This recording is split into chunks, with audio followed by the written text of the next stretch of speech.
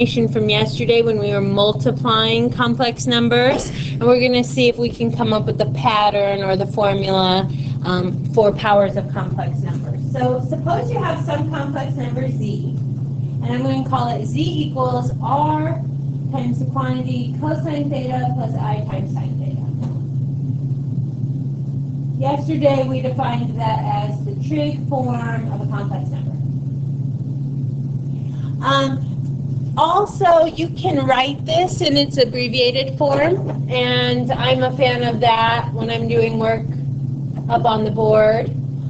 So I can write it as r kiss theta. And you can choose which form you like to use. But what if I wanted to take that complex number and square it? Mathematically, what would I be doing?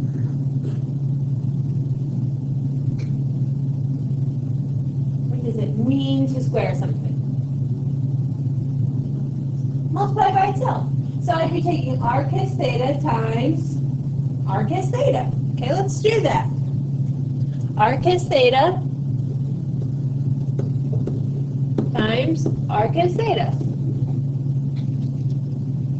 Now, to multiply two numbers that are complex numbers written in trig form, we have that formula from yesterday. Think back to that formula that you used on your homework. What do you do when you multiply two complex numbers? What's that? You add them.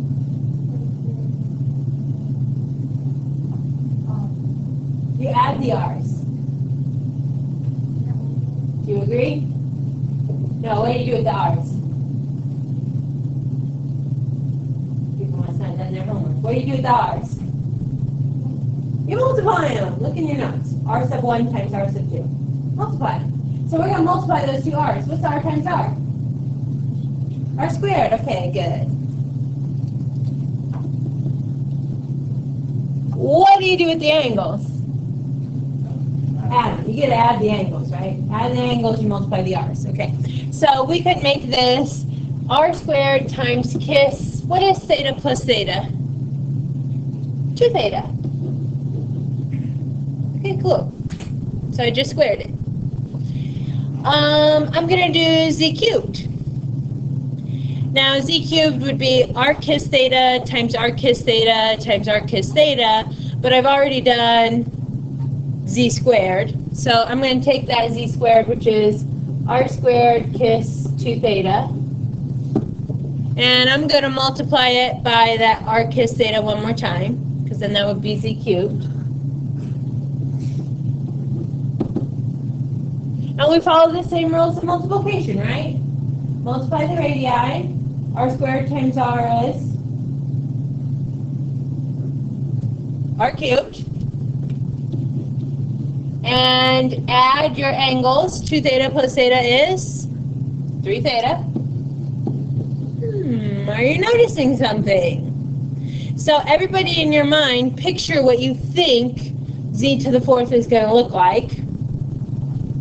And we're going to just see that that actually checks out. So there's 2 ways I could do z to the 4th now. I could take my z squared times itself, z squared times z squared, or I could take z cubed times another z.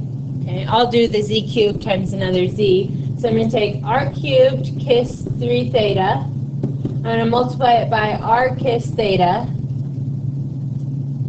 which gives me r to the 4th kiss 4 theta. Is that what you thought it was going to be?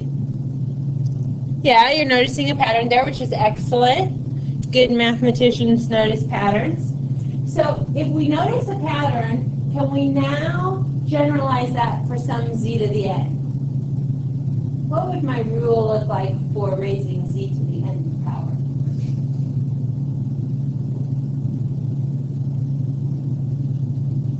Dakota?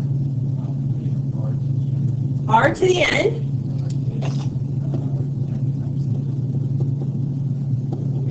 Kiss n times theta.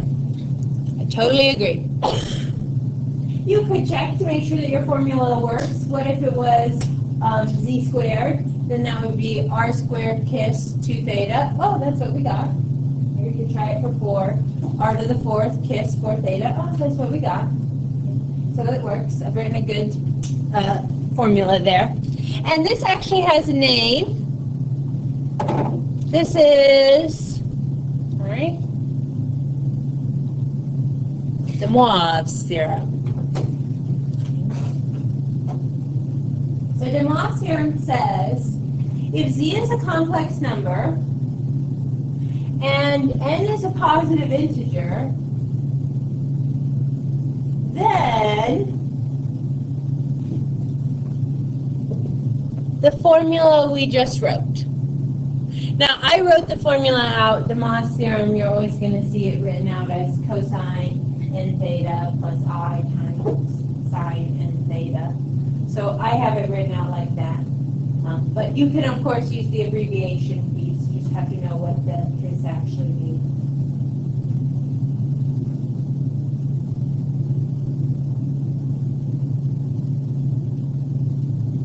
And we can use this rule to raise complex numbers to any power. Now, I do have on this slide a quick little reminder, and we'll kind of use this on the next example. If you have to find theta, so if theta is not provided for you, if you have to go searching for theta, finding your argument, then you should make sure that you write theta so it's in that one full revolution of a positive revolution, and that you're in the right quadrant. So the same thing that we talked about in the warm-up. And so here's our first example.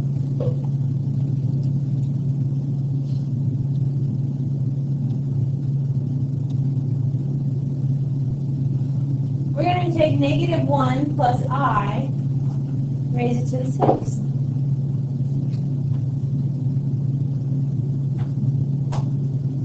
Now, I would argue that before I ever got de Moivre's, I could have done this. I could take negative 1 plus I times itself 6 times. I could distribute and multiply and keep repeating this process until I get to an answer. Or some of you might be like, hey, I can use Pascal's triangle and binomial theorem here, and I can use that to expand, okay, raising it to the 6th power. Just got to find the 6th row of Pascal's triangle. But de Moivre's is probably quicker. The only thing with de Moivre is it requires your complex number to be in trig notation. So we're going to pull from what we did in the warm-up. We're going to find this as a trig form, and then we'll use de Moivre. So what 2 things do we need to find to get trig form?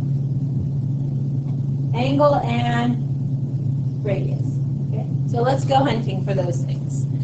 To find my radius or my modulus, I'm going to do r equals the square root of negative 1 squared plus 1 squared. So r is the square root of 2. I've got to find my argument theta, so I'm going to do inverse tangent of b over a, which happens to be positive 1 over negative 1. And so that's the inverse tangent of negative 1, which if you do that in your calculator, it will give you negative 45 degrees. But remember that statement we just talked about. Make sure that you think about which quadrant that actually belongs in. Where would negative 1 plus I be in the complex plane? In quadrant 2, we'd go left 1 and up 1. So to find our theta, we are going to take 180 minus 45. And our argument is going to be that 135.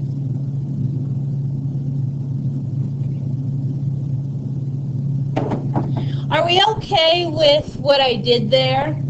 Finding argument and modulus? So if we wanted to, we could rewrite this whole problem and say that this is really the square root of 2 kiss 135 raised to the 6th.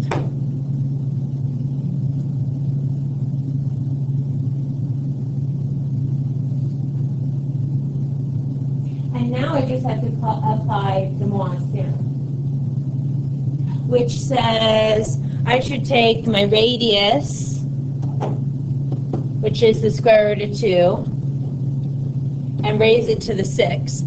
That's my power. And then I should do kiss whatever 6 times 135 degrees is.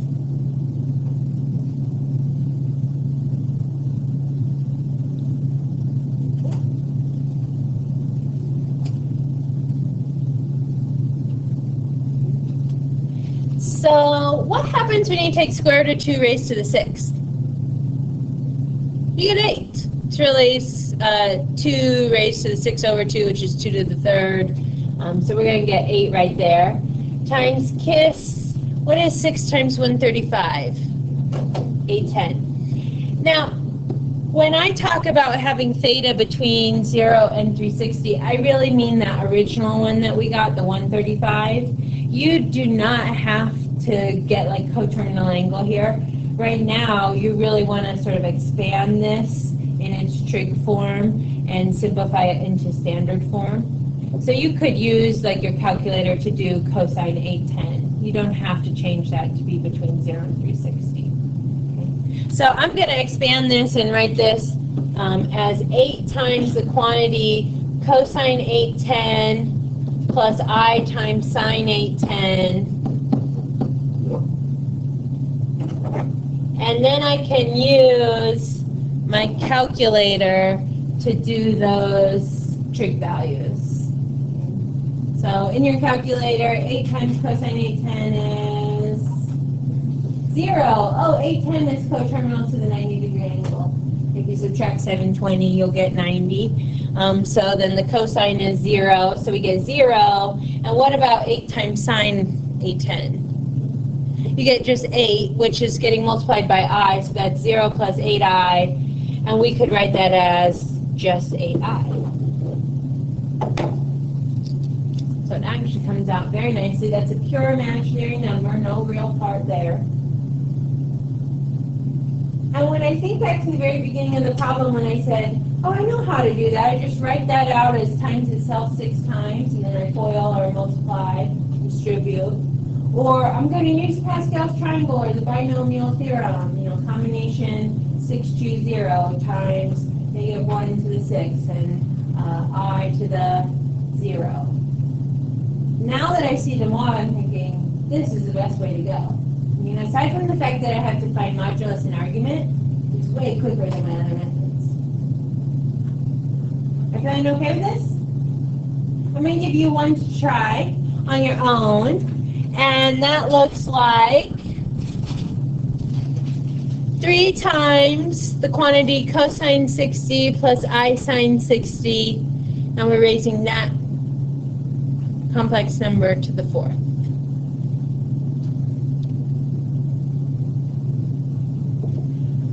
So notice that the problems can come in different forms. In the previous problem, my form was standard form, and I first had to convert it into trig form. Here, I get my complex number in trig form. I don't have to do any conversions. So I'll let you work that out and see what you get.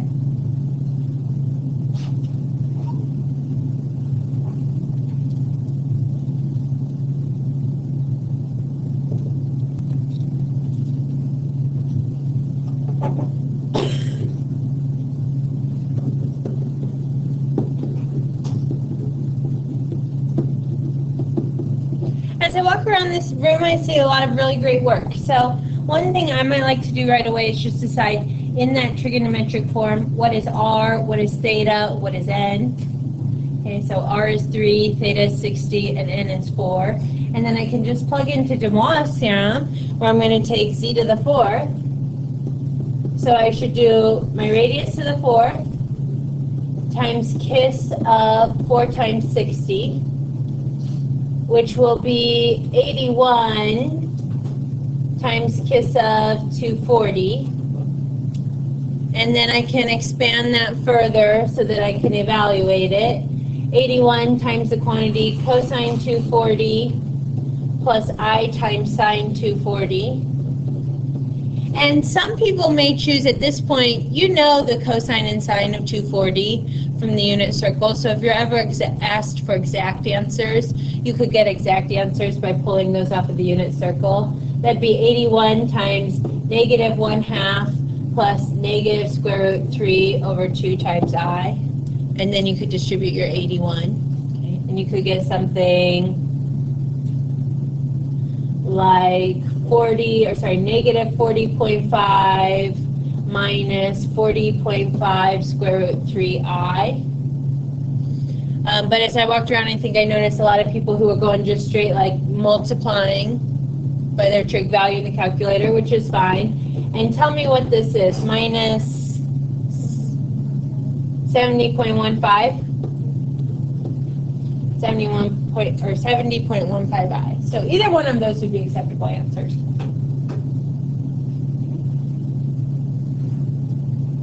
Any questions? Okay, now we're going to go the other way. So instead of raising it to the nth power, we're going to take the nth root of the number.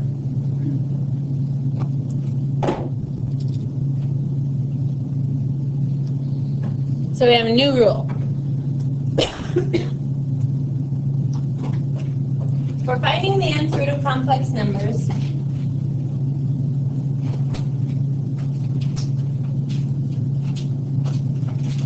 for positive integer n, the complex number z equals r times cos theta has exactly n distinct nth roots given by, and I'll put a formula up here in just a minute.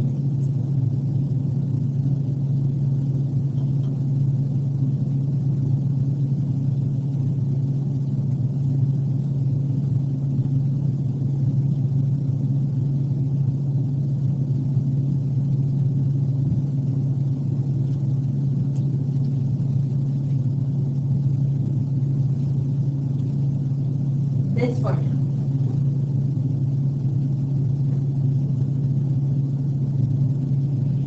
This formula is on your test. The other formula, the moi, not. So up until this moment, you need to know your formula.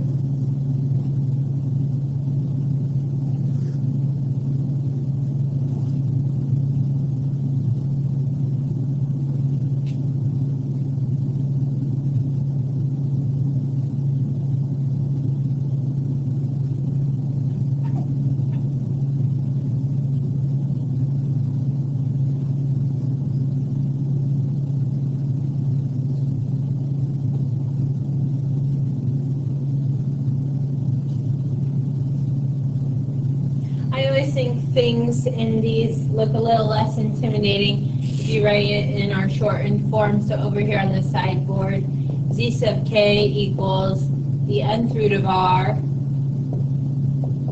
times kis of theta plus 2 pi k over n. And that seems to make me feel a little bit better when I see that. It's a little less daunting to me.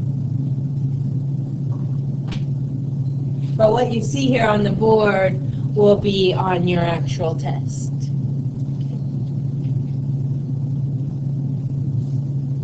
Now, this is saying, if you're taking the nth root, you have exactly n distinct roots. So if I'm taking the 5th root, I should have 5 distinct or different answers. If I'm taking the 3rd or the cube root, I should have 3 distinct or different answers. If you keep going beyond 3, then you're just going to go in a circle and you're going to start repeating things because they'll be in a cycle. Okay. So there's this extra letter here, this K. K represents all of your roots. So like again, if you're doing a cube root, you should have 3 of them. If you're doing a 5th root, you should have 5 of them. And you have to do all the K's up to n minus 1. So if I'm doing the cube root, I need to go up from k from 0 all the way to 2, because 2 is 1 less than 3. If I'm doing the 5th root, I need to do all the k values from 0 to 4, because 4 is 1 less than 5. Once I get to 5, 5 will be the same as 0. And I will go in a cycle. And again, I have the same statement that I had on the warm-up and then De Moivre's theorem. If you have to go hunting for the angle by doing inverse tangent, make sure that you write that angle within 1 revolution. It's the same rule applies here when finding an angle. Now, let's look at an example so you can see this in action. We're going to start by finding the cube roots of the complex number 8 times KISS 2 pi over 3.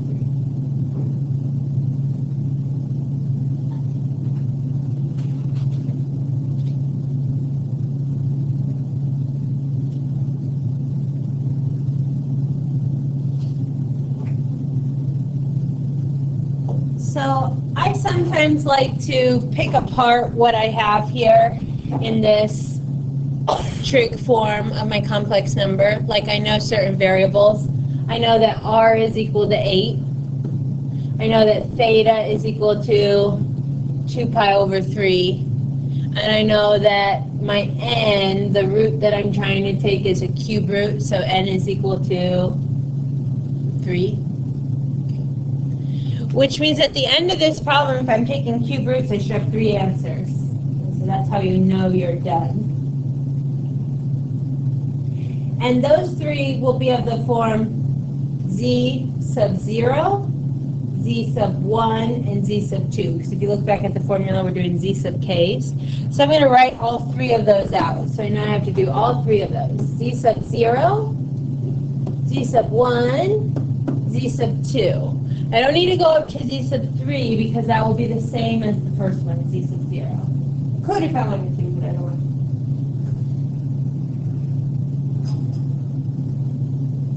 And then I have to apply the formula. Now, to me, this formula is really just the opposite of De Moivre. Instead of raising it to the n, I'm going to take the nth root. Instead of multiplying by n in the angle, I'm going to divide by n. The only extra piece here is this plus 2 pi k, right, that we'll have to deal with. So I'm going to start. I'm going to do the cube root of 8 times KISS of 2 pi over 3 plus 2 pi times 0 divided by 3. Theta plus 2 pi k divided by n. You can do this however you like. For me, my brain works best if I then go down and do all I do is change k. And then I'll go back and I'll fix that inside angle piece. But I like to write out all my formulas just so I have them all done. And then I go back and I do the work. So then I'm going to do z sub 1. Cube root of 8, KISS, 2 pi over 3 plus 2 pi. I'm just changing this 0 to 1. Divided by 3. And then I do it one more time, changing 1 to 2. The cube root of 8, KISS, 2 pi over 3 plus 2 pi times 2 all over 3.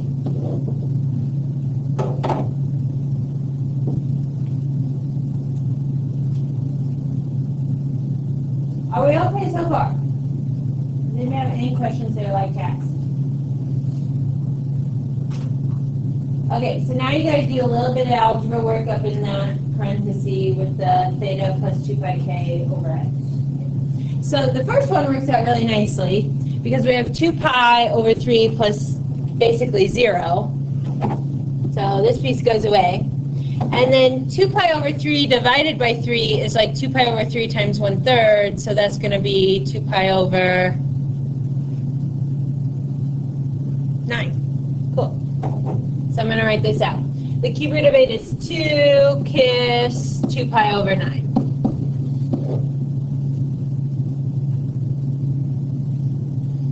And then on the next one, I'll still have 2 times KISS but I am going to have a different angle here. 2 pi times 1 is 2 pi. I have to add that with 2 pi over 3, so I'm thinking about 2 pi over 1. That's 6 pi over 3. Is the same as 2 pi, right? And then add those together, I'm going to get 8 pi over 3 divided by 3, which is 8 pi over 3 times 1/3. So 8 pi over 9.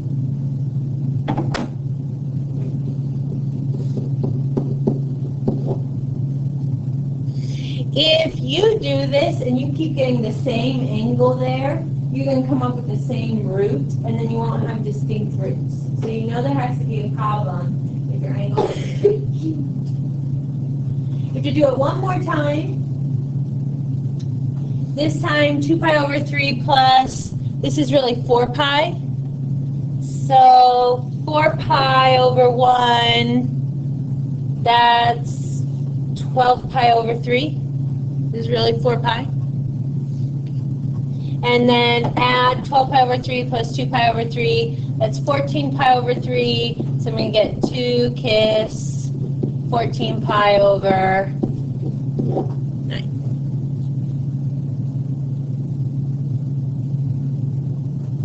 So what you have just done is you have found the 3 cube roots in their trigonometric form. You have all 3 in trig form. How would you find the 3 roots in the standard form?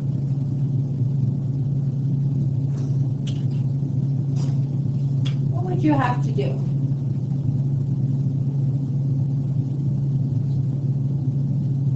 Sorry, what? What do you mean expand it? Yeah, you do that work in your calculators, I would assume. Okay. So what we have right here is our trig form. Okay, so this is trig form. Zach says to get standard form, I'd go back to my z sub 0, and I would do like 2 times cosine 2 pi over 9 plus I times sine 2 pi over 9. And I'll distribute the 2 to both of these. But you're probably going to use a calculator. So get your calculators out and do those. I don't mind if you don't write all of that stuff out. If you're doing this section of problems, you're probably really good at converting it from trig form into standard form at this point. So make sure you're doing it so you feel really comfortable doing it in the calculator there.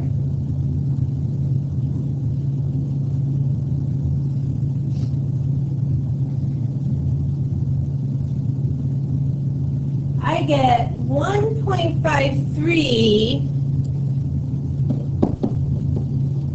plus 1.29i. Can anyone confirm that? Is your calculator in what mode? It should be in radians. 2 pi over 9 is radians. Check the calculator mode.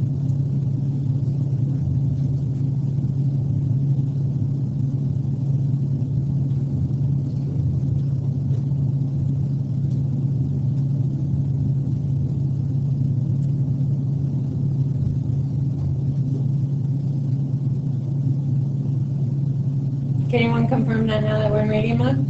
Okay. Then you do the next one. I'm not going to write out all the work. I'm just going to say z sub 1 equals, I'm going to change my angle. I get negative 1.88 plus 0.68i. So now I'm doing 2 times cosine 8 pi over 9, 2 times sine 8 pi over 9.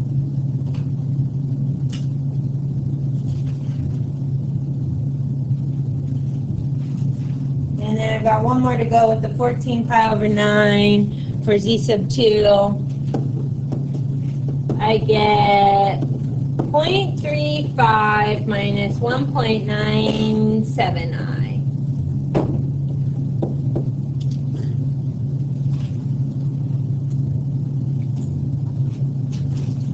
occasion you'll get a nice number, like a nice imaginary or a nice real number. But a lot of times you'll get some of these funny decimals, which is okay in standard form. The last thing I want to do right here is show you a visual of what this means when you find the cube roots. So when we wrote it in the formula, we did the cube root of 8. So we have a radius now in front of our trig form that is all 2. So we're working with some circle that has a radius of 2.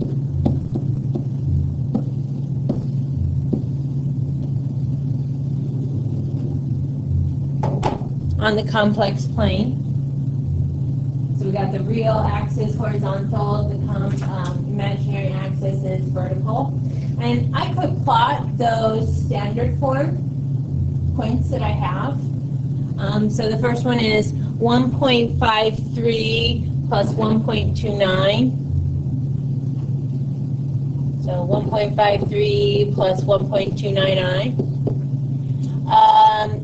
This one, negative 1.88, 0.68 is probably about right here.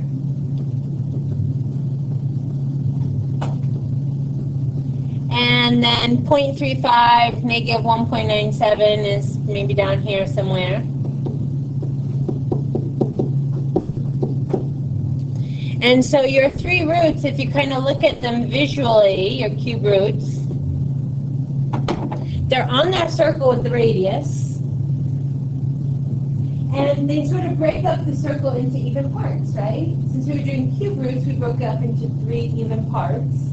And this would show why, like, if we do z sub 3, we're going to go back to that very first one we found, and we're just going to keep revisiting the other ones that we found so they're not distinct or different anymore.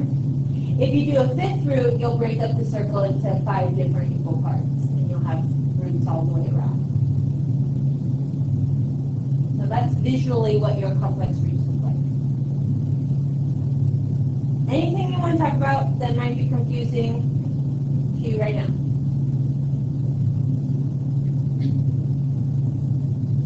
Okay, the last thing I want to mention is an example that looks a little bit different than this example.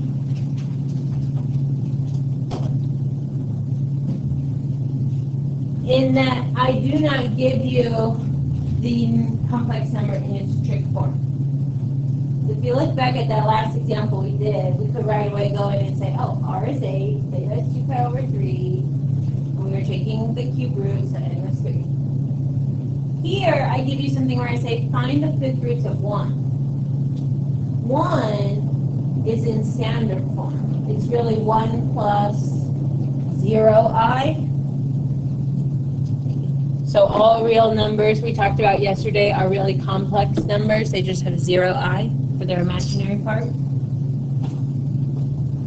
And then if you rewrite that number as a standard form, 1 plus 0i, can you find r, can you find theta? Yeah, just like we did in the warm-up, right?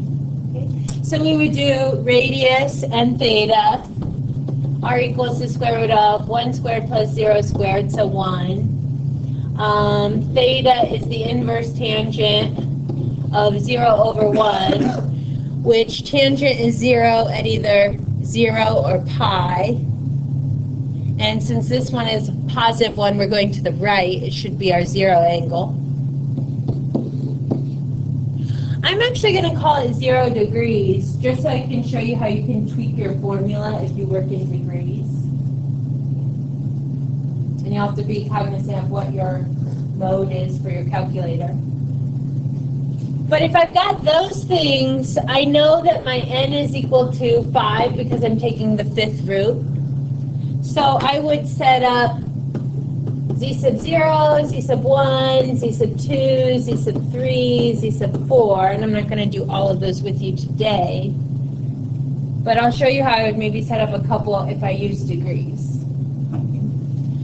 So we would do the 5th root of 1, kiss, my angle is 0 degrees plus if I'm working in degrees, I would use 360 instead of pi. So 360 times 0 all over 5.